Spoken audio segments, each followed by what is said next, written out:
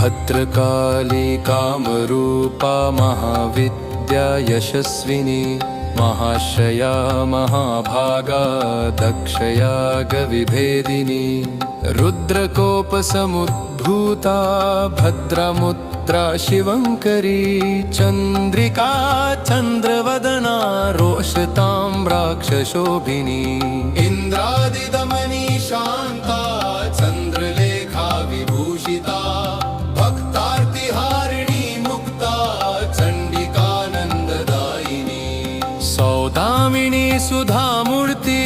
दिव्यालङ्कारभूषिता सुवासिनी सुनासा त्रिकालज्ञा धुरन्धरा सर्वज्ञा सर्वलोकेशी